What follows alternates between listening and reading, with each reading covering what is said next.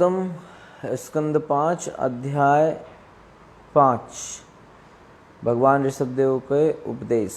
भगवान ऋषभदेव द्वारा उनके पुत्रों को उपदेश, ये अध्याय का टाइटल है।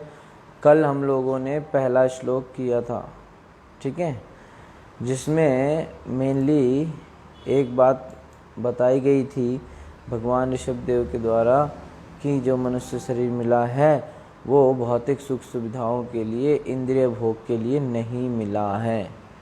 नायम देहो देह भाजम, जो सवरे देहधारी हैं उनमें स्पेशली जो मनुष्य शरीर वाले हैं, है ना, नायम देहो देह भाजम निलोके कष्टान कामन रहते विड भुजाम, ये इनको जो स्टूल खाने वाले यानी कि कुत्ता और सुअर जैसा जो लोग जीते हैं वैसा नहीं जीना है, बल्कि कैसे जीना है मनुष्य शरीर जब मिला है तो तपो दिव्यम पुत्र का ये न सत्वम शुद्धेद यस्माद ब्रह्म सौख्यम तो अनंतम। ब्रह्म सौख्य की प्राप्ति के लिए, परम आनंद ब्रह्म आनंद की प्राप्ति के लिए उनको प्रयास करना चाहिए और इस मनुष्य शरीर में तपस्या करनी चाहिए, ठीक है।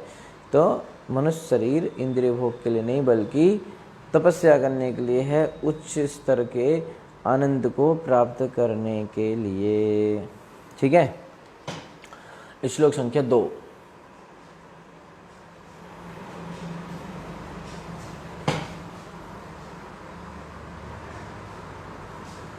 अब आज के श्लोक में, दूसरे श्लोक में हम चर्चा करेंगे कि मनुष्य शरीर, अब जैसे बताया कि तपस्या के लिए है, तो मनुष्य शरीर में जब कोई व्यक्ति है तो वो इसी शरीर की मदद से जो है मुक्ति भी पा सकता है और बंधन में भी आ सकता है, ठीक है। वेरी इंपॉर्टेंट श्लोक दूसरा।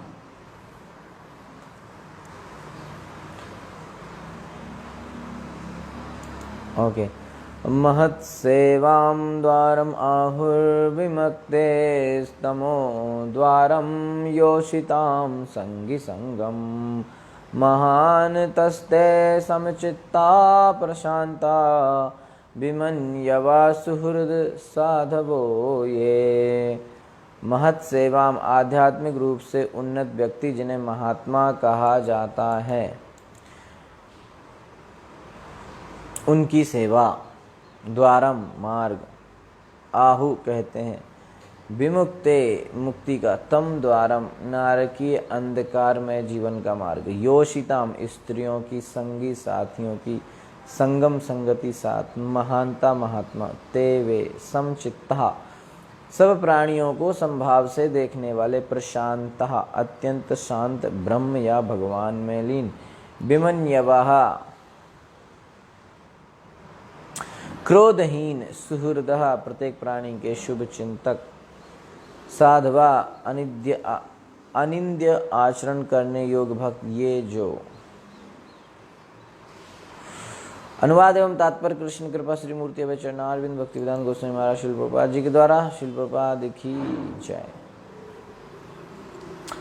आध्यात्मिक दृष्टि से उन्नत महापुरुषों की सेवा करके, ठीक है, आध्यात्मिक दृष्टि से उन्नत महापुरुषों की सेवा करके ही मनुष्य भव बंधन से मुक्ति का मार्ग प्राप्त कर सकता है। महत् सेवाम द्वारम आहुर्विमुक्ते तमो द्वारम योषिताम संगी संगम। ये महत् सेवा यानी कि जो व्यक्ति भक्ति में श्रेष्ठ हैं, भक्ति में हमसे आगे हैं, उन व्यक्तियों की सेवा करने से, उन महापुरुषों की सेवा करके ही मनुष्य इस भवबंधन से मुक्ति का मार्ग प्राप्त कर सकता है। इस भवबंधन से मुक्ति प्राप्त करने का रास्ता क्या है कि महत् सेवा यानी कि भक्तों की सेवा करना। ये अब इनके लक्षण क्या हैं, ऐसे कोई कैसे हमें पता चलेगा कि किसकी सेवा करें, कौन है वो महापुरुष। ये महापुरुष निर्विशेषवादी तथा भक्त होते हैं, ईश्वर से तदाकार होने अथवा भगवान का संग प्राप्त करने के इच्छुक प्रत्येक मनुष्य को महात्माओं की सेवा करनी चाहिए।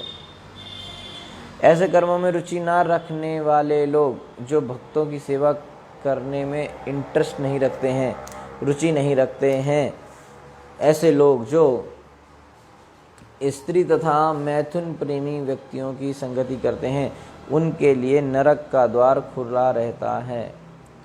महात्मा समभाव वाले होते हैं, वे एक जीवात्मा, महात्माओं का एक लक्षण क्या है कि वो समभाव होते हैं, सभी के प्रति वो समान भाव रखते हैं। वे एक जीवात्मा तथा दूसरे में कोई अंतर नहीं देखते। पंडिता समदर्शिना हैं, वे अत्यंत शांत होते हैं। समा सर्वेषु भूतेषु मद भक्तिम लभते पराम, वे अत्यंत शांत होते हैं और वे भक्ति में पूर्णतः लीन रहते हैं, है ना। वे क्रोध रहित होते हैं और सभी के कल्याण के लिए कार्य करते हैं। वे कोई निंद आचरण नहीं करते, ऐसे व्यक्ति महात्मा कहलाते हैं। ये महात्माओं के लक्षण है कि वे दूसरों की निंदा नहीं करते, सभी में समान भाव रखते हैं, शांत स्वभाव के होते हैं, भक्ति में लीन रहते हैं, क्रोध रहित होते हैं और सबसे इम्पोर्टेंट है कि वो दूसरों के कल्याण के लिए काम करते हैं। उनका जीवन दूसरों के कल्याण के लिए होता है ना। वो अपने जीवन में जो भी काम करते हैं दूसरों की भलाई के लिए करते हैं, अपने लिए नहीं करते, ठीक है ना। वो महात्मा है कि उसने अपना जीवन दूसरों के लिए दे दिया, ठीक है, कृष्ण का प्रचार करने के लिए दे दिया, दूसरों को कृष्ण भक्ति सिखाने के लिए अपना जीवन दे दिया।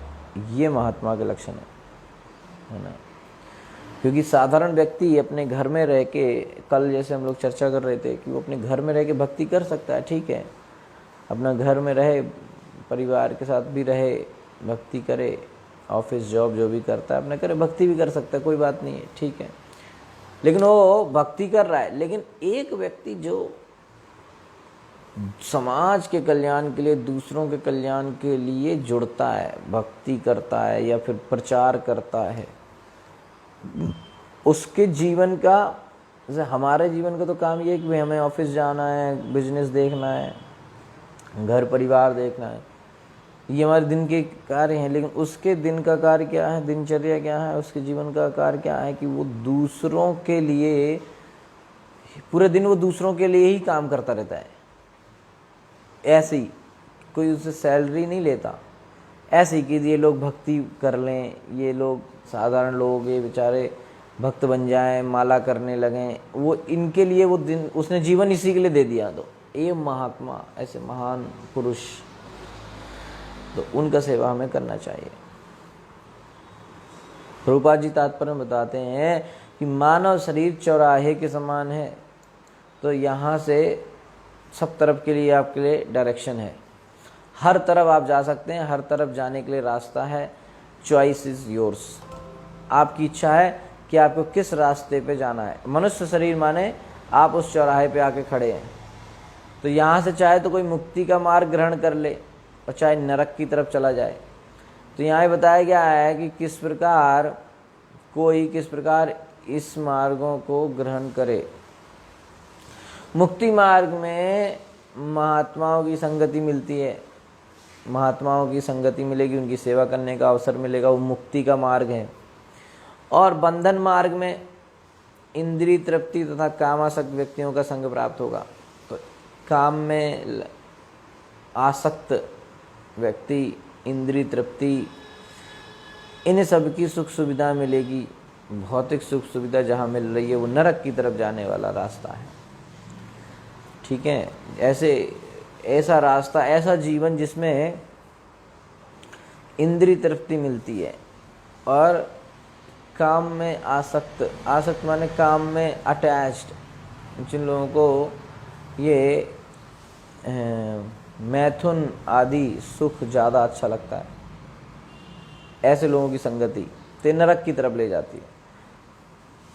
आगे प्रभुपाद जी कहते हैं कि दो तरह के महात्मा होते हैं, एक निर्विशेषवादी तथा भक्त, इसे समझना चाहिए। यद्यपि उनका परम लक्ष्य भिन्न भिन्न रहता है, किंतु उद्धार की विधि एक सी है। दोनों ही शाश्वत सुख ही कामना करते हैं। एक निराकार ब्रह्म में सुख खोजता है और दूसरा पूर्ण पुरुषोत्तम भगवान की संगति में रह के, पर है दोनों उसी एक ब्रह्म सौख्यम की तलाश में। तो प्रथम श्लोक में ब्रह्म सौख्यम शब्द आया, ब्रह्म का अर्थ शाश्वत है, तो निर्विशेषवादी तथा भक्त दोनों ही जीवन के शाश्वत आनंद की खोज करते हैं। तो प्रत्येक दशा में पूर्ण बनने का उपदेश है दोनों। तो चैतन्य चरितामृत में बताया गया है, असत संग त्याग यही वैष्णव आचार, स्त्री संगी एक असाधु कृष्ण भक्त आर। तो ये साधु की परिभाषा भगवान चैतन्य चरितामृत में दिया गया है कि प्रकृति असत संग त्यागा यही वैष्णव आचार। असत संग, बुरा संग त्याग देना चाहिए, बस यही वैष्णव का सबसे बड़ा गुण है। और स्त्री संगी एक असाधु कृष्ण भक्त आर, जो स्त्रियों का संगति करता है वही एक असाधु है, बाकी सब कृष्ण भक्त हैं। तो प्रकृति के गुणों से विरक्त रहने के लिए असत अर्थात भौतिकतावादी लोगों की संगति से बचना चाहिए। भौतिकतावादी लोगों की संगति से व्यक्ति को बचना चाहिए। तो दो प्रकार के भौतिकतावादी लोग होते हैं, ठीक है। अगर किसी को समझना है कि भाई वास्तव में भौतिक, अगर हमको अपने आप को बचाना है भक्ति में, तो भौतिकतावादी लोगों से दूर रहना चाहिए। तो भौतिकतावादी लोग कौन है, कैसे पता चलेगा? तो यहाँ बता रहे हैं कि दो तरह के होते हैं। वो एक तो जो स्त्री तथा इंद्रिय तृप्ति में आ सकते हैं, ठीक है, एक तो स्त्री तथा इंद्रिय तृप्ति में आ सकते हैं, दूसरे मात्र अभक्त हैं, ठीक है। तो सही दिशा है महात्माओं की संगति और उल्टी दिशा है अभक्तों तथा कामियों से दूर रहना, ठीक है। तो इस तरीके से व्यक्ति को भौतिकतावादी असत संग त्याग देना चाहिए। तो एक स्त्री संगी और दूसरा कृष्ण भक्त जो नहीं है, ठीक है। ओके, तीसरा श्लोक। ये वा मयीशे कृत सौहृदार्था जनेषु देहं भरवार्तिकेषु गृहेषु जायात्मजरिता जरातिमत्सु न प्रीतियुक्ता यावथार्थश्च लोके। ये जो वा अथवा मई मुझ ईशे भगवान में कृत सौहार्द अर्था प्रेम बढ़ाने के लिए उत्सुक दास साख्य वात्सल्य या माधुर्य भाव में जनेशु व्यक्तियों में देहंभर वर्तिकेशु जो शरीर का केवल निर्वाह करना चाहते हैं, जिन्हें मोक्ष की कामना नहीं है, गृहेशु घर में जाया पत्नी आत्मजा बच्चे संतान राति धन्य मित्र मत्सु से युक्त ना नहीं प्रीति युक्ता अत्यंत आसक्त यावत अर्थात जितना आवश्यक है उतना ही धन संग्रह करके रहने वाले चा तथा लोके इस भौतिक जगत में।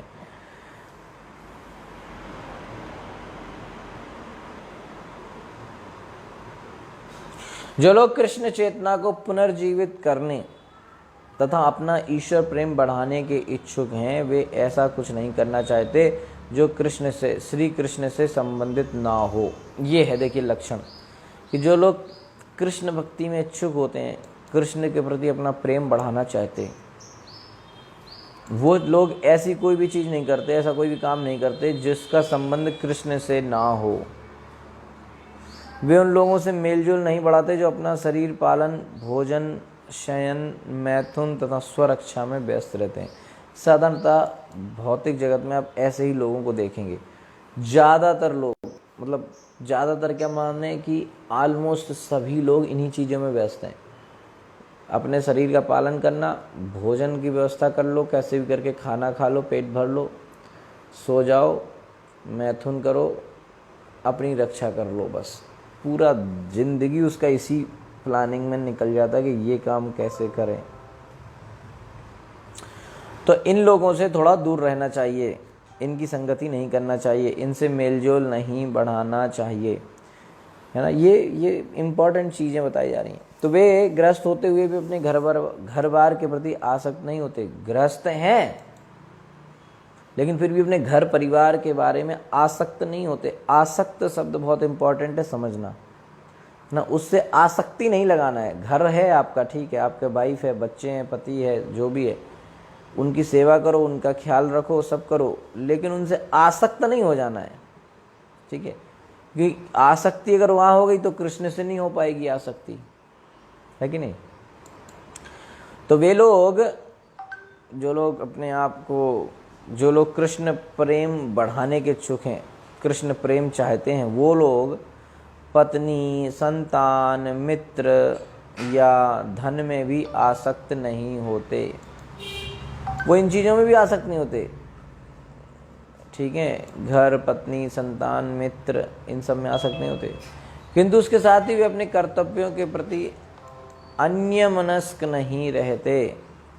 ऐसे पुरुष अपने जीवन निर्वाह के लिए जितना धन चाहिए उतना ही संग्रह करते हैं, ठीक है, उनको जितना चाहिए वो उतना अपने जीवन निर्वाह के लिए इनकी जितनी ज़रूरत है उतना वो कर लेते हैं, ठीक है। और वो जैसे घर में पत्नी है, बच्चे हैं, संतान, मित्र, धन जो भी है सब है, लेकिन वो उससे आसक्त नहीं होते, ठीक है कि नहीं। जो लोग कृष्ण प्रेम की इच्छा रखते हैं, कृष्ण प्रेम बढ़ाना चाहते हैं,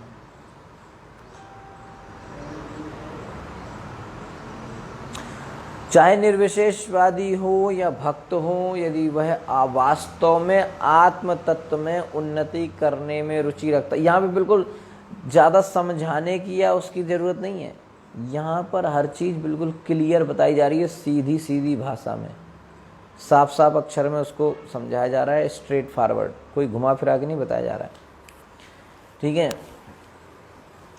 तो कह रहे हैं कि चाहे निर्विशेषवादी हो या भक्त, यदि वह वास्तव में आत्म तत्व में उन्नति करने में रुचि रखता है तो उसे चाहिए कि उन लोगों से मेल जोल ना रखे किन लोगों से जो तथाकथित सभ्यता के विकास द्वारा अपने शरीर पालन में ही रुचि दिखाते हैं। जो लोग सिर्फ अपने शरीर के इर्द गिर्द, शरीर के चारों तरफ ही सोचते हैं, उनसे मेल जोल नहीं रखना चाहिए। ना ही उसे पत्नी, संतान, मित्र इत्यादि के संग गृहस्थ सुख भोगने के लिए लालायित रहना चाहिए। इसके लिए बड़ा लालायित रहना माने इसके लिए वो इसकी इच्छा होती है कि ये सब सुख भी मिले, पत्नी, संतान, मित्र, धन, ये इच्छा नहीं होनी चाहिए, ठीक है। यदि कोई गृहस्थ हो और उसे जीविकोपार्जन करना हो तो निर्वाह के लिए जितने धन की आवश्यकता हो उतना ही संग्रह करना चाहिए। ये नहीं कि अब जितना नहीं चाहिए उससे भी ज़रूरत से ज़्यादा इकट्ठा करे जा रहे हैं। और ये भी होना चाहिए कि ज़रूरत भी पता होना चाहिए कि हमारी ज़रूरत है क्या वास्तव में। अब ऐसे तो कोई कहे कि मेरे 10-15 घर होने चाहिए, मेरी ज़रूरत है, क्यों, मैं हर दिन एक कवर में रहूँगा, है ना, 7 दिन में 7 घरों में सोऊंगा, एक दिन में अलग अलग, ये मेरी ज़रूरत है। तो ऐसी फालतू की ज़रूरत भी नहीं होनी चाहिए, ठीक है। ज़रूरत का एक तरीका है कि ज़रूरत है क्या वास्तव में। तो ज़रूरत के लिए जितना चाहिए उतना जीविकोपार्जन करना चाहिए, तो उतना धन संग्रह करना चाहिए, ना तो इससे अधिक और ना इससे कम। ज़रूरत से कम भी नहीं रखना चाहिए, नहीं और समस्या, ज़रूरत से ज़्यादा रखोगे तो भी समस्या।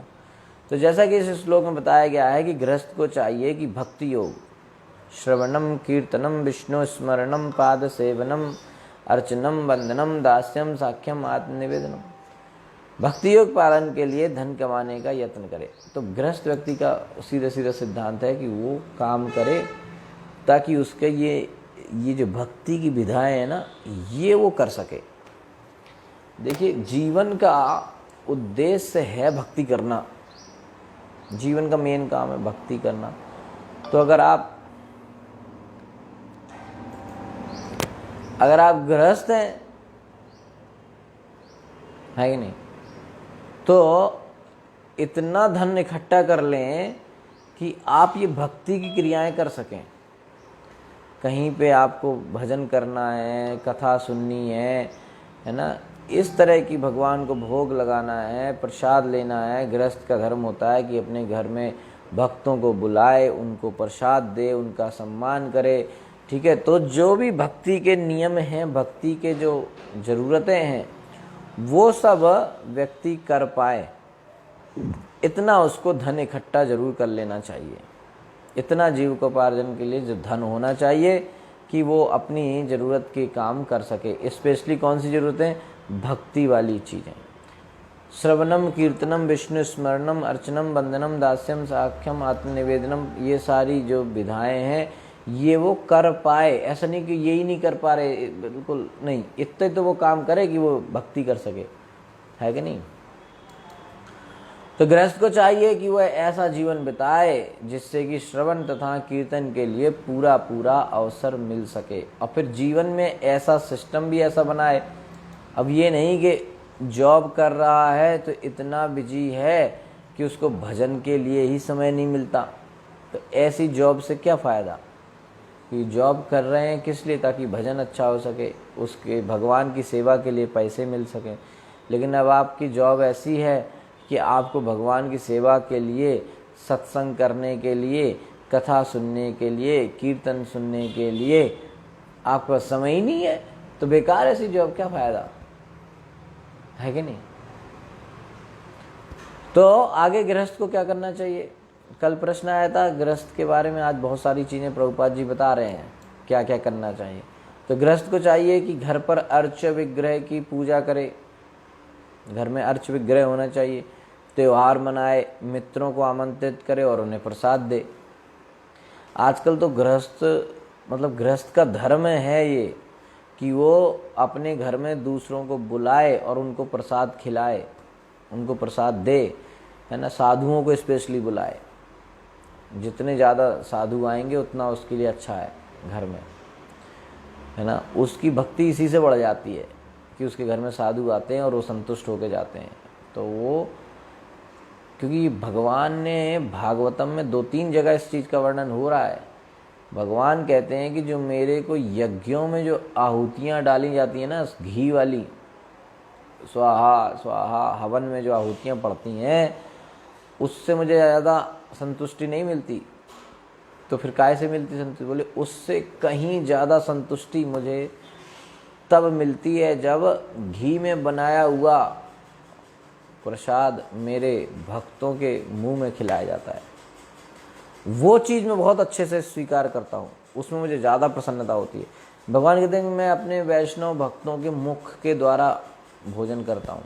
तो अगर किसी वैष्णव को आप खिला रहे हैं तो ये समझिए कि डायरेक्टली वो भगवान के मुख में जा रहा है ना। हवन में जो होता है, हवन में जो आहुति डालते हैं वही भगवान के मुख में जाता है, हवन कुंड में। लेकिन भगवान कहते हैं कि मुझे वो हवन कुंड में डाला गया उतना संतुष्ट नहीं करता, जितना ज़्यादा मज़ा आनंद मुझे उसमें आता है जो वैष्णवों के मुख में डाला जाता है। और भगवान ने 33 स्कंद में तो एकदम से बिल्कुल साफ साफ बोला है कि वो घी में बना होना चाहिए, शुद्ध घी से बना हुआ जो रहता है वो मेरे वैष्णव भक्तों को खिलाओ तो मुझे बड़ा आनंद आता है। तो ये वैष्णव जो भक्त होते हैं, जो गृहस्थ हैं, उनका ये ज़रूरी काम है कि वो उनके घर में भक्त आए। नहीं आ रहे हैं तो उनकी समस्या है ना। आने चाहिए, घर में वैष्णव लोग आने चाहिए, बुलाएं, बार बार उनसे विनती करें तो वो आएंगे। क्योंकि ऐसा भी नहीं है कि वैष्णव लोग ढूंढते रहते हैं कि अब आज कहाँ चले जाएं, ऐसा नहीं, वो तो कहीं नहीं जाना चाहते इसलिए वो नहीं आएंगे। पर आप उनको बार बार विनती करें तो वो आएंगे, है कि नहीं। तो क्योंकि जब आप अब वैष्णव को अपने घर में बुलाएंगे, उसको प्रसाद देंगे, तो उसके लेवल का आपको स्टैंडर्ड भी बनाना पड़ेगा। तो ऑटोमेटिकली आपकी भक्ति वैसी बढ़ने लगेगी। क्योंकि वैष्णव आएगा तो वो ऐसा थोड़ी कि कहीं भी आके खा लेगा, वो तो उसका अपना नियम है कि कहाँ खाना है, किस घर में खाना है, किस घर में नहीं खाना है। तो हमें पहले उस लेवल तक आना पड़ेगा, उस स्तर तक अपने को उठाना पड़ेगा, है कि नहीं। अभी किसी के घर में जो है, अब कोई कहे कि भाई कोई ऑफिसर है तो वो थोड़ी ना आपके यहाँ आ जाएगा, है ना। कोई सीएम आपके घर में खाना खाने थोड़ी आ जाएगा। कब आएगा, जब आप उस स्तर तक अपने आप को उठा लें तो फिर वो आ जाएगा। तो इस तरीके से वैष्णवों को अपने घर में बुलाना चाहिए। ये गृहस्थ का बहुत इम्पोर्टेंट काम है, वैष्णव सेवा। तो गृहस्थ को इन्हीं कार्यों के लिए धन अर्जित करना चाहिए, इंद्रिय तृप्ति के लिए नहीं, ठीक है। इन्हीं सब चीज़ों के लिए उसको जॉब करने की जरूरत है, और काय के लिए कर रहा है, और क्या करेगा, है ना। क्योंकि लोग अगर ये सोचें कि भाई हम अगर धन कमा रहे हैं, पैसा कमा रहे हैं, तो इसको हम दे देंगे भाई, थोड़ा बहुत भगवान सेवा में दे देंगे, बाकी अपने लिए रखें। अपने लिए क्या रखें, सब कुछ भगवान सेवा में दे देंगे तो अपने लिए क्या रखें? अपने लिए करना क्या है? इंद्रिय तृप्ति के लिए रखना है, अपने लिए रखना है। मैंने इंद्रिय तृप्ति करोगे तो नरक जाओगे। अपने लिए क्या करना है, क्या चाहिए अलग? ऐसी कौन सी चीज़ है जो कृष्ण से हटके आपको चाहिए? ऐसी कौन सी चीज़ है जो कृष्ण से बाहर है, जो भक्ति में नहीं मिल रहा है? वो तो इंद्रिय तृप्ति है। इंद्रिय तृप्ति है तो भक्ति नहीं है, भक्ति है तो इंद्रिय तृप्ति नहीं है, एक ही चीज़ रहेगी। तो अगर कुछ चीज़ हम अपने लिए बचा रहे हैं, इसका मतलब है कि वो इंद्रिय तृप्ति के लिए बचा रहे हैं और नरक की तैयारी कर रहे हैं। तो अपने लिए कुछ नहीं बचाना चाहिए। जो भी धन कमाएं वो इसी के लिए कमाएं कि भगवान की सेवा हो सके। चाहे तो मंदिर में जाके करें, चाहे घर में करें, पर करें जरूर। सारा धन भगवान की सेवा में लगना चाहिए। अगर सारा धन आप जो भी कमाते हैं वो किसी न किसी तरीके से भगवान की सेवा में लगता है, तो उससे आपको जो है उस धन कमाने का जो रिएक्शन है, जो प्रतिक्रिया है, वो आपको नहीं मिलेगी। क्योंकि जैसे कोई व्यक्ति जॉब कर रहा है, अब उसे नहीं पता ना कि जॉब किस चीज़ की कर रहा है, तो सॉफ्टवेयर बना दिया, अब वो किस चीज़ में यूज़ हो रहा है, कहाँ हो रहा है, ये उसको पता नहीं। उसके काम से उसका मालिक क्या क्या कर रहा है, पाप कर रहा है, क्या कर रहा है, ठीक है। तो उसका जो रिएक्शन है, जो फल है, कर्म फल, वो हमें भी थोड़ा बहुत मिलेगा, ठीक है। तो उससे बचने के लिए उपाय है कि हमारे धन को भगवान की सेवा में लगाएं। इसलिए घर में अर्च विग्रह होना चाहिए, तो उनकी सेवा में सब लगता रहता है, तो वैसे ही हमारा धन भगवान की सेवा में लगा रहता है। थोड़ा बहुत भगवान के मंदिर में देना चाहिए, कुछ भक्तों को घर में बुलाना चाहिए, तो इस तरीके से आपका समस्त धन भगवान की सेवा में लग जाता है। और यहाँ प्रभुपाद जी कहते हैं कि इन्हीं सब चीज़ों के लिए गृहस्थ को काम करना चाहिए, बाकी और काय के लिए करेगा, है ना। अगर मेहनत कर रहा है, जॉब कर रहा है, तो इन सब चीज़ों के लिए करेगा, और किन चीज़ों के लिए करेगा, और क्या है, ठीक है कि नहीं। और सब इंद्रिय भोग के लिए करेगा तो नरक के लिए जाएगा। अच्छा, ठीक है, ओके। तो यहाँ पे हमने दूसरे श्लोक में महात्मा के बारे में चर्चा किया कि दो तरह के महात्मा होते हैं। निर्विशेषवादी, जो ब्रह्म प्रकाश जिनकी खोज है, और दूसरे होते हैं भक्त, जो भगवान के पर्सनल सानिध्य में रह के सेवा करना चाहते हैं, ठीक है। तो जो ब्रह्मवादी निर्विशेषवादी होते हैं वो समचित्त होते हैं, यानी कि किसी में कोई भेद नहीं देखते, प्रशांतः, शांति प्रिय होते हैं, शांत होते हैं, शांत स्वभाव के होते हैं। और जो भक्त होते हैं वो भी कैसे होते हैं, समचित्त होते हैं, है ना, और वो भी प्रशांत होते हैं, यानी इनका मन भगवान में फिक्स रहता है, शांत रहते हैं। दोनों ही विमन्यवः, यानी कि क्रोध रहित होते हैं, और सुहृदा, यानी कि सारे जीवों के मित्र होते हैं, है ना। साधवा, यानी कि दूसरों में गलतियां नहीं देखते, ठीक है। तो इस तरीके से दोनों में भी निर्विशेषवादी और भक्त, दोनों तरह के भक्तों में भक्त श्रेष्ठ होता है ना। तो जो भक्त होता है उसके जो लक्षण हैं वो तीसरे श्लोक में बता दिए हैं, ठीक है, कि जो भक्त क्यों श्रेष्ठ, भक्त के स्पेशल लक्षण क्या है। तो भक्त का सबसे स्पेशल लक्षण ये है कि वो कृष्ण के प्रति प्रेम बढ़ाने का इच्छुक होता है, उत्सुकता है उसके अंदर कि कृष्ण के प्रति मुझे प्रेम हो जाए। मयिषे कृत सौहार्द्रता, उनके जीवन का लक्ष्य यही है। और भक्तों का लक्षण क्या बताया दूसरा,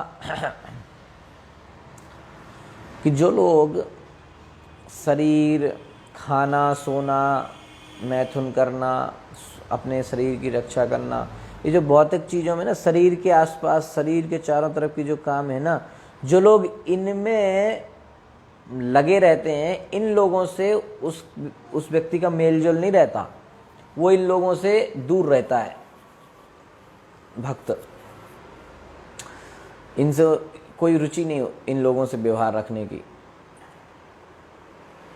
और पत्नी, घर, बच्चे, मित्र, धन, पैसा, इन सब चीज़ों से आसक्त नहीं होता, तो एक ही चीज़ में उसकी रुचि होती है।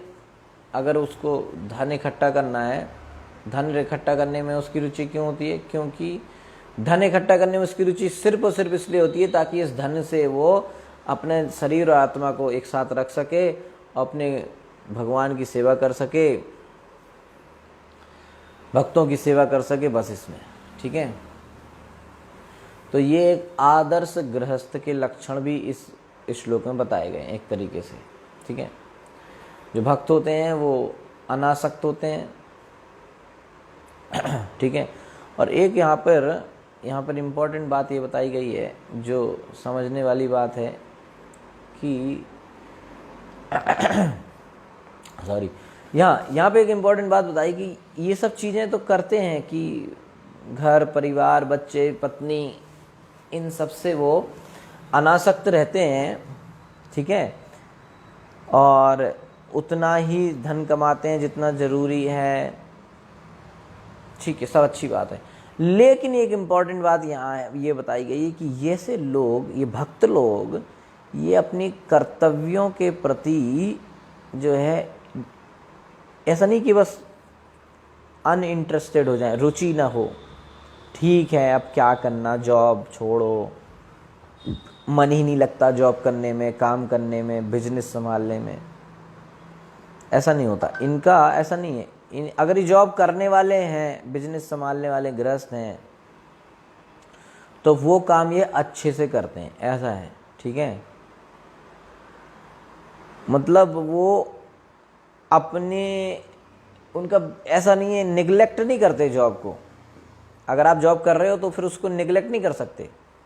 ठीक है, या तो साधु बन जाओ, साधु रह के अपना प्रचार करो, भजन करो, ये ठीक है, लेकिन अगर आप गृहस्थ हैं तो आपको जॉब तो करनी पड़ेगी। गृहस्थ व्यक्ति भिक्षा मांग के तो नहीं रह सकता, तो जॉब करेगा। तो उस जॉब के प्रति या उस ड्यूटी के प्रति वो इनडिफरेंट नहीं, माने उसका ऐसा नहीं है कि वो उसको निगलेक्ट नहीं करता, उदासीन नहीं रहता उसके प्रति। अब मन ही नहीं होता ऑफिस जाने का, अब क्या करें, अब मजबूरी है तो जाते हैं। ऑफिस में कोई प्रमोशन ही नहीं मिल रहा, कोई काम करते हैं तो उसमें सही से होता नहीं है, मैनेजर से, बॉस से गालियां खाते रहते हैं। ऐसा भक्त ऐसा नहीं होता। अगर वो ऑफिस में है तो बढ़िया काम करता है, लोग भी कहें यार ये यार इस्कॉन वाले जो होते हैं बहुत ही बढ़िया काम करते हैं, लोग भी कहें, लोग कल को कोई उस व्यक्ति के सामने दूसरा कोई इस्कॉन वाला आ जाए तो उसको खुशी हो कि मैं इसको जॉब दे दूं, अपने ऑफिस में रख लूं, क्योंकि ये लोग बड़ा अच्छा प्रोडक्टिविटी इनका, बहुत अच्छा जॉब करते हैं, इससे इस्कॉन का नाम बढ़ेगा। लेकिन अगर आप ऑफिस में ऐसे ही ढीले ढाले से रहते हैं, कोई ढंग का काम ही नहीं करते, तो लोग कहेंगे यार ये लोग यार ऐसे ही हैं, ये भजन वजन तो ठीक है लेकिन ये काम वाम के लिए बेकार है, इनको हटाओ यहाँ से। ठीक है ना, तो जब आप इस तरह से रहोगे तो वैसे भी आपका कोई जीवन में ग्रोथ होएगा नहीं, तो और फिर खर्चे बढ़ेंगे तो और परेशान ही रहे, फिर वो व्यक्ति ऐसे ही परेशान रहता है ज़िंदगी भर, क्योंकि वो वास्तव में समझा ही नहीं कि असली चीज़ है क्या। डिसइंटरेस्टेड नहीं होना, इन अपने जॉब के प्रति उदासीन नहीं होना, अरे ठीक है भौतिक चीज़ है ये, मैं इसमें फंस गया हूँ, कौन करेगा, है ना। कर्तव्यों के प्रति, पत्नी बीमार है, अब कौन इसको अस्पताल लेके जाए, अब ये तो वैसे ही माया है, छोड़ो, बच्चे माया हैं, इनको कौन हॉस्पिटल लेके जाएगा, ऐसा सब ये गलत काम है। ठीक है, अगर घर में रहते हैं तो अपने पत्नी बच्चे माता पिता हैं तो वो इन सब का ध्यान रखना चाहिए। अब जैसे कोई बीमार है तो उसको हॉस्पिटल ले जाइए, उसका ध्यान रखिए, उसको दवा दीजिए। ये नहीं कि ये सब माया है, ये कहाँ, छोड़ो इन सबको, अरे ऐसा करते हैं कुछ लोग, है ना। ऐसा नहीं, जो भगवान के भक्त होते हैं उनका सबसे अच्छा व्यवहार रहता है। ऑफिस के लोग भी उसको पसंद करते हैं, घर के लोग भी उसको पसंद करते हैं, भले ये लोग भक्त ना बने, मैनेजर है, उसका बॉस है, कलीग्स हैं, ये भले उसके कृष्ण भक्त ना बने, लेकिन वो कहेंगे यार ये अच्छा आदमी है, इसके साथ बैठना उठना हमको अच्छा लगता है, ये व्यक्ति बढ़िया है। ऐसा नहीं कह रहे अब बस आपको देखते ही वो लोग मुंह छुपा लेते, अरे आ गया ये, अब ऐसे नहीं। व्यवहार कुशल होता है वो भक्त, मतलब उसकी पर्सनालिटी भक्त की ऐसी होती है कि लोग उससे जुड़ना चाहते हैं, उससे आकर्षित रहते हैं, तो ऑटोमेटिकली प्रचार हो जाता है।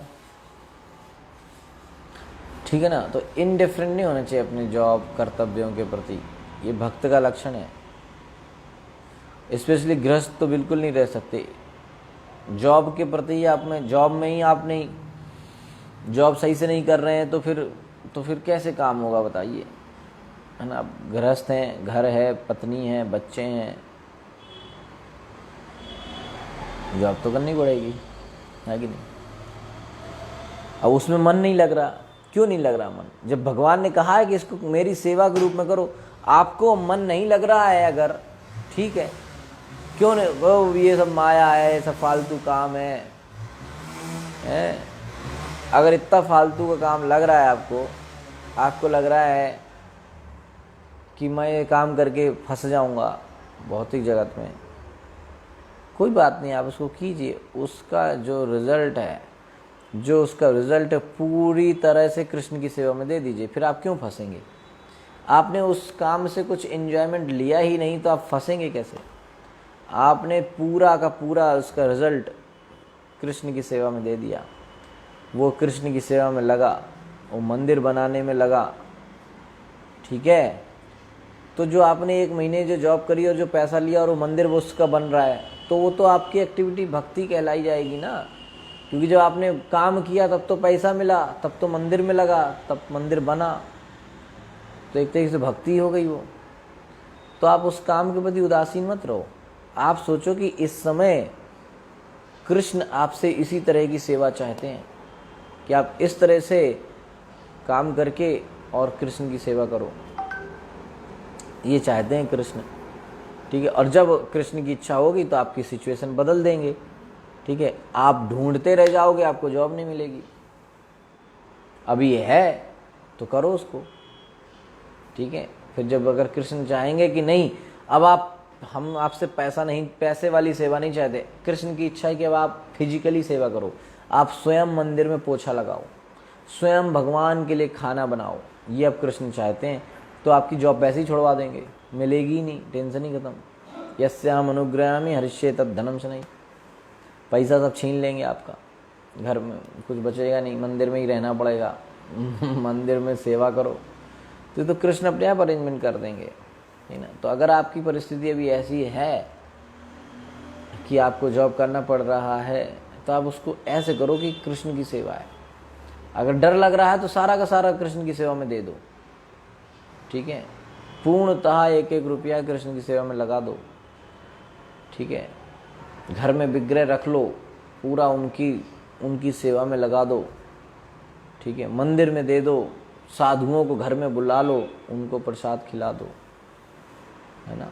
तो इस तरीके से आप उनको साधु को बुला के उसका चरण धुलो, उसको पी जाओ, उनको प्रसाद दो, है ना, उनको सेवा करो, कितना अच्छा होगा, है ना। गृहस्थ के पास तो बहुत अच्छा अपॉर्चुनिटी है, क्योंकि उसके पास साधु सेवा करने की फैसिलिटी है। गृहस्थ व्यक्ति वैसे चाहे तो बहुत अच्छे से भक्ति कर सकता है, क्योंकि उसके पास फैसिलिटी है साधु को प्रसन्न करने की, है ना। साधु जनरली प्रसाद लेके ही प्रसन्न हो जाते हैं, उनको बस प्रसाद दे दो, बढ़िया खीर बना के, लड्डू, गुलाब जामुन, रसगुल्ले, पूड़ी, सब्जी, छोले भटूरे, पानी पूरी, बर्फ़ी, है, जो कुछ भी आप खिला सको, है कि नहीं। तो ब्राह्मण भोजन प्रिया, उसको भोजन अच्छा लगता है ना। ये सबसे आसान तरीका है, ऐसे शास्त्र में वर्णन है कि वैष्णव को प्रसन्न करने का सबसे आसान तरीका है उसको बढ़िया प्रसाद दे दो। प्रसाद पाके वो बड़ा प्रसन्न होकर आपको सारा कृपा दे के जाएगा। तो एक गृहस्थ के पास बड़ी अच्छी व्यवस्था है, पैसा है, घर है, बनाने की फैसिलिटी है, खरीदने की फैसिलिटी है, अपना वैरायटी का खाना लेके आओ और बनाओ, और गुरु महाराज को बुलाओ घर में और उनको खिलाओ, भक्तों को बुलाओ, हर संडे बुलाओ, पूरे मंदिर के भक्तों को घर में बुलाओ और उनको प्रसाद खिलाओ, तो ऐसी सेवा कोई जो जिसके पास जॉब नहीं, वो कैसे ऐसे भक्तों की सेवा कर सकता है? क्या सेवा करेगा वो? हैं?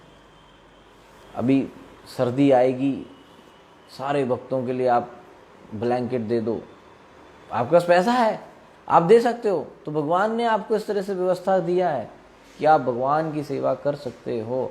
तो गृहस्थ के पास अच्छा मौका है। तो गृहस्थ होके ऐसे नहीं सोचना चाहिए अब हम क्या भक्ति करेंगे, अब हम लोग तो जॉब करते हैं, हमसे क्या, आप लोग भक्ति करते हो, आप भगवान की आरती करते हो, है ना, आप भगवान को स्नान कराते हो, आप लोग महान भक्ति करते हो, हम क्या, हम तो ऑफिस जाते हैं।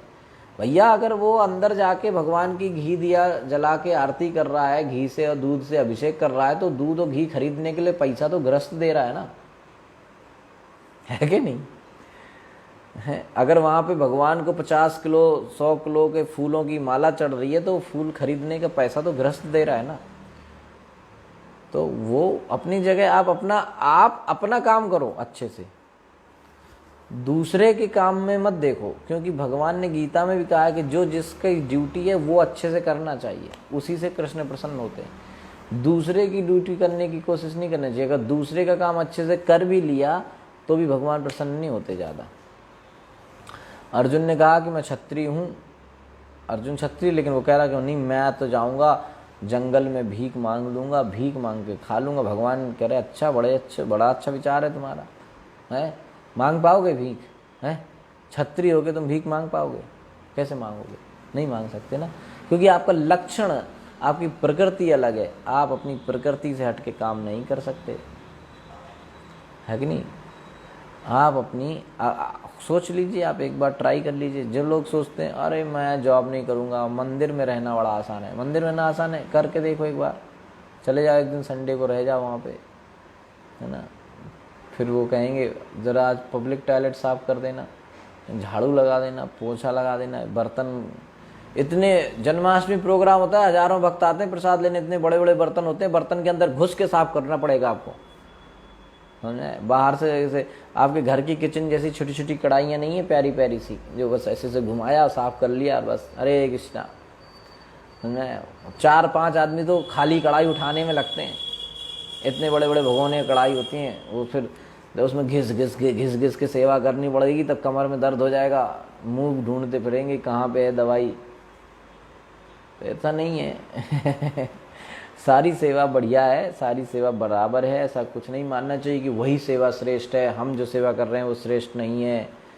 तो वो बात ठीक है कि व्यक्ति आउट ऑफ ह्यूमिलिटी, विनम्रता से ये माने कि मैं कोई सेवा नहीं कर रहा, वो तो अच्छा गुण है, लेकिन उसमें निराश आ जाए तो अच्छा गुण नहीं है कि अब हम कुछ कर ही नहीं पा रहे, इतने निराश हो गए, अब क्या प्रभु जी, हम तो गृहस्थ हैं, हम लोग क्या करें, हम तो कुछ कर ही नहीं सकते, हम तो इसलिए माला भी नहीं करते, हम तो इसलिए मंदिर भी नहीं आते, इतना भी निराश मत हो जाइए, ठीक है। तो या फिर अब जॉब कर रहे, अब भाई गृहस्थ हैं, घर है, परिवार, बच्चे हैं, तो इतना तो आप कमाओ कि परिवार का, पत्नी का पालन पोषण कर सको। पति का मतलब यही है, भर्ता, उसका नाम ही है भर्ता, माने जो भरण पोषण करे अपनी पत्नी और बच्चों का।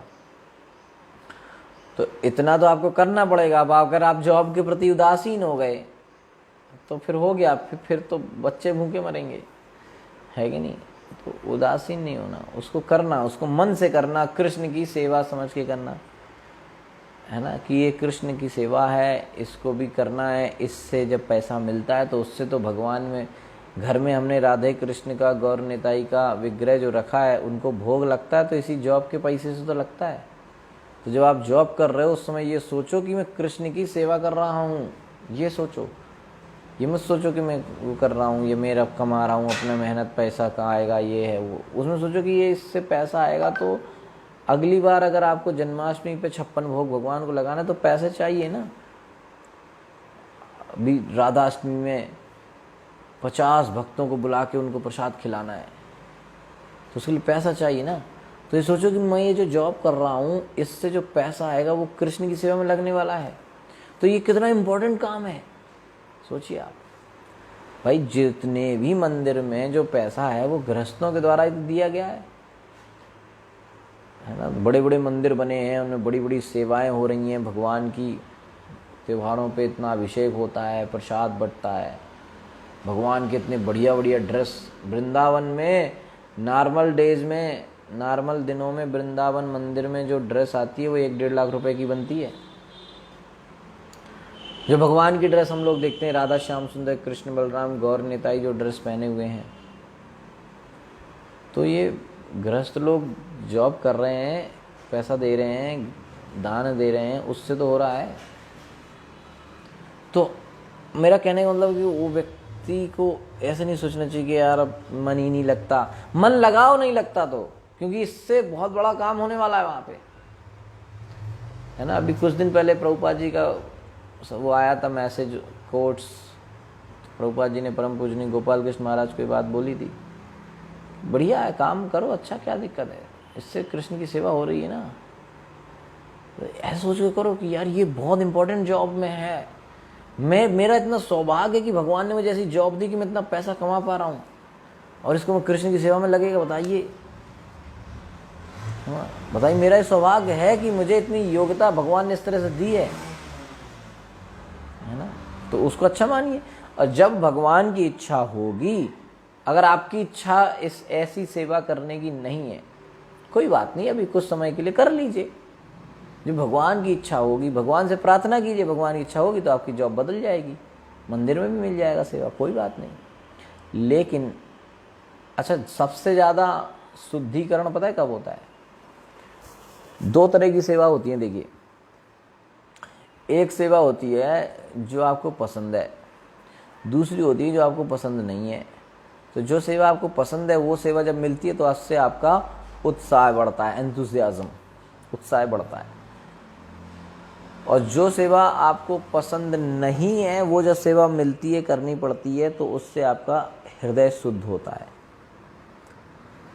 इसलिए दोनों सेवा होनी चाहिए। अगर सिर्फ उत्साह वाली सेवा हम करते रहेंगे, जो अच्छी लगती है वही सेवा करते रहो, तो उत्साह तो रहेगा लेकिन उतनी शुद्धि नहीं हो पाएगी।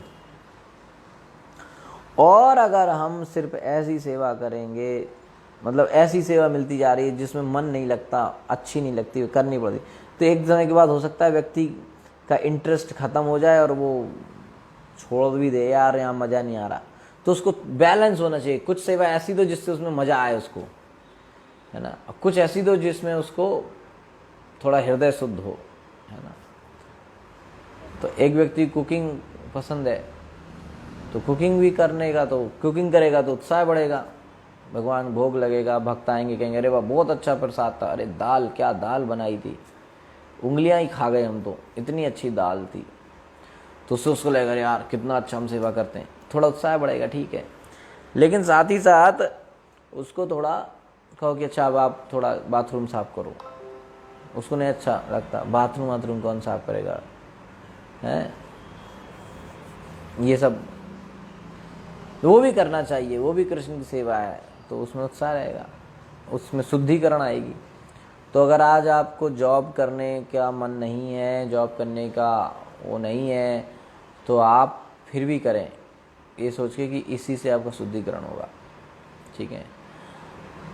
और ये दोनों एक्सट्रीम, इसलिए आज मैंने बताया दोनों एक्सट्रीम में नहीं जाना है। एक एक्सट्रीम क्या है कि जॉब ही जॉब में मन लगता है, भक्ति में तो मंदिर भी क्या जाए, प्रभु जी जॉब पहले है, भजन क्या करें, पहले जॉब है, भक्तों को घर में क्यों बुलाएं, समझ नहीं है। तो वो एक अलग एक्सट्रीम हो गई, है ना। उसमें व्यक्ति जॉब में इतना घुस गया कि उसको भजन के लिए समय नहीं। दूसरा ये कि वो भजन में और ये सब उसको बड़ा अच्छा लगता है, लेकिन वो जॉब में इंटरेस्टेड ही नहीं है, ऑफिस नहीं जा रहा है, लियो, तो वो भी एक अलग एक्सट्रीम है। अगर आप गृहस्थ हैं तो ऐसा नहीं कर सकते, ठीक है। जॉब या ऑफिस या बिजनेस आपको करना पड़ेगा, और उसको मन से करना चाहिए, अच्छे से करना चाहिए, ताकि प्रमोशन हो, ग्रोथ हो, सब कुछ हो, है ना, खूब पैसा आए। हम तो कहते गृहस्थ भक्त को खूब पैसा कमाना चाहिए और सारा पैसा भगवान सेवा में लगाना चाहिए, है ना। चाहे मंदिर में दो, चाहे घर के विग्रह के लिए करो, पर करो कृष्ण के लिए, हम तो कह रहे हैं, है ना। घर में त्योहार मनाओ, 56 भोग लगाओ भगवान को, हर संडे को लगाओ, क्या दिक्कत है, 56 भोग लगाओ, खर्चा होगा, तो खर्चा करो, पैसा कमाओ, भगवान को भोग लगाओ, भगवान प्रसन्न होंगे, है ना। अभी आप 1000 रुपये की ड्रेस पहनाते हो भगवान को अपने घर में, 1 लाख की पहनाओ, क्या दिक्कत है। सोने चांदी जड़वा के भगवान के लिए ड्रेस बनाओ। अभी राधा रानी का लहंगा बनाते हो, उसमें प्लास्टिक के सितारे लगाते हो, फिर सोने के लगाओ, क्या दिक्कत है। खूब पैसा कमाओ, लगाओ, और जब लगे कि भाई अब ठीक है, अब हो गया, तो अपनी जिम्मेदारियां अपने बच्चे को दे दो, अपना विरक्त हो जाओ, तब कोई कमाने की जरूरत नहीं है, सेवा करो। तो गृहस्थ का सिस्टम समझना चाहिए, ठीक है। तो इस तरीके से यहाँ पर ये एक लाइन में यहाँ लिखा था, तो उसको ही मैंने बताया कि वो अपने कर्तव्यों के प्रति अन्यमनस्क नहीं रहते। तो इसको भी थोड़ा समझना चाहिए था, इसलिए मैंने उसको भी थोड़ा बता दिया, ठीक है। तो यहाँ से आज हमने 3 श्लोक तक कर लिया। चौथा, 5वां, 6वां। तो भगवान ऋषभदेव ने ये बताया है कि जो लोग स्त्री से अटैच रहते हैं, आसक्त रहते हैं, उनका पतन हो जाता है, ठीक है। तो वो आगे चौथे, 5वें, 6वें श्लोक में इस बारे पे और चर्चा करते हैं, इसको विस्तार से समझाते हैं, ठीक है। तो इस पर शोक भी करते हैं। तो इन श्लोकों को चौथा, 5वां, 6वां को हम लोग कल करेंगे, ठीक है। ये बहुत ही इंपॉर्टेंट श्लोक है, पूरा अध्याय इंपॉर्टेंट है, जैसे मैंने पहले ही बताया, ठीक है। Hare Krishna. Thank you so much. शिल प्रभुपाद की जय, ग्रंथराज श्रीमद् भागवतम की जय, अनंत कोटि वैष्णव वृंद की जय, निताई गौ प्रेमानंदे। किसी का कोई प्रश्न है तो आप पूछ सकते हैं।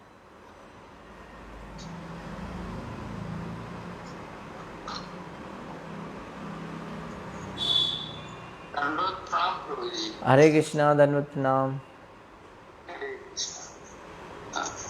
गृहमेधी और गृहस्थ, गृहमेधी गृहस्थ, इसमें डिफरेंस क्या है? वैसे शाब्दिक अर्थ में तो ऐसे समझना चाहिए।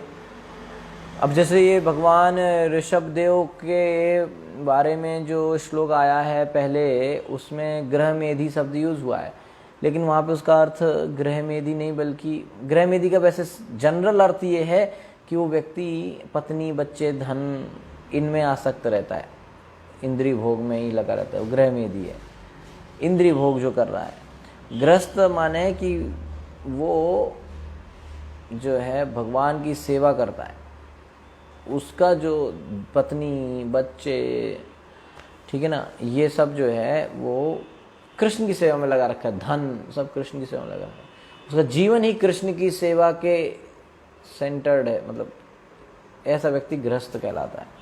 लेकिन कई यहाँ पर जो भगवान ऋषभदेव के बारे में जो शब्द आया था ना, मुझे लग रहा है शायद पहले श्लोक में आया था या शायद पिछले अध्याय में आया था, गृहमेधी ना, ऐसे एक शब्द आया था। तो वहाँ पे उनको गृहमेधी नहीं बताया जा रहा, उसका बोला गया है, पर अर्थ उसका ये नहीं है कि वो उसमें लगे हुए थे इंद्रिय भोग में, है ना, वो भक्ति में लगे हुए थे, ये बताया। तो एक आध जगह शब्द ऐसे आए हैं, उसको आचार्यों की टीकाओं से हमें समझना चाहिए, ठीक है।